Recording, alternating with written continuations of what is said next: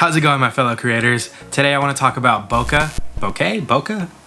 Shallow depth of field.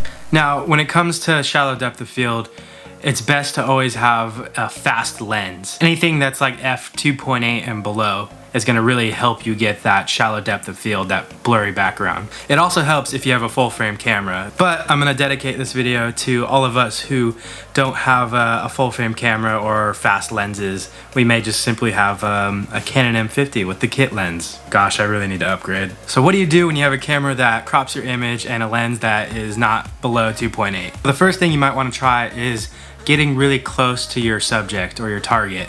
So bring the camera really close to you, and it's gonna allow the background to blur more naturally.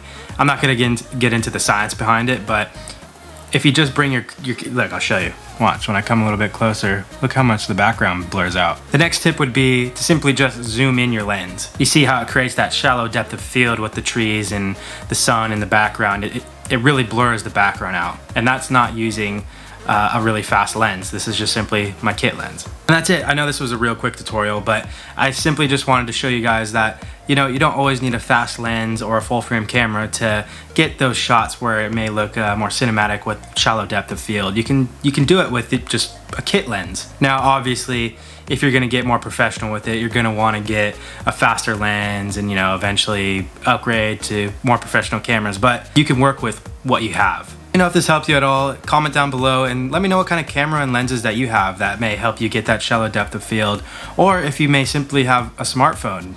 You can apply these same tips to just having a smartphone, and you know, you may not get the best zoom in quality with the smartphone, but you can still bring your iPhone close in and it still allows you to create that shallow depth of field. But anyways, comment down below and let me know if this helped you. And if you're interested in any more filmmaking or editing tutorials, I'll be posting them quite consistently now. Go ahead and hit that subscribe button if it helped you out, and that bell if you want to stay notified when my next videos come out, because I'll be posting a whole lot more tutorial videos on filmmaking and editing on Adobe Premiere. So thank you guys again for watching, and I appreciate any feedback and support.